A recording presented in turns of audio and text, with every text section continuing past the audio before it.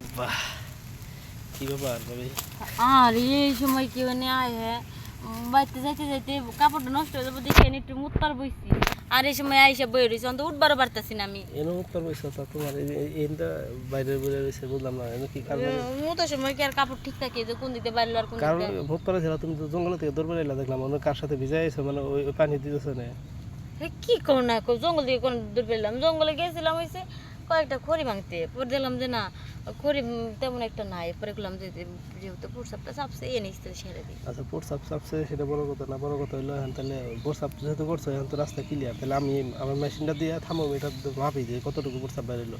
আরে না এই বসো ওটাকে কি করো না কো কি করি না করি মানে তুমি কোনো কাজ করছো সবই তো দেখছি আমি।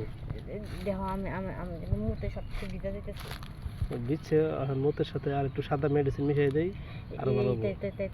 তোমার রুটি এত খারাপ এত তুমি কি একটু ঘির নাও না এই যে মুতার না, যে না। গন্ধ বাইরেছে তারপর তুমি গন্ধ ওটা এখন গন্ধ বন্ধ এই সময় যদি আমার কয় যে এই পুকুরের মধ্যে মানে পচা একটা ইয়ের মধ্যে পচা পাগরের মধ্যে শুয়ে শুয়ে করতে তাও করতে পারবো।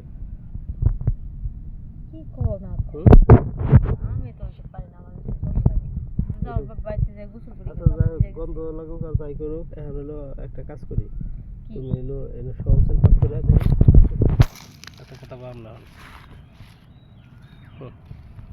ঠাকুর কেমন লাগে? ভালো লাগে কোনো ফিল পাইতেছি না তো দাঁড়াও।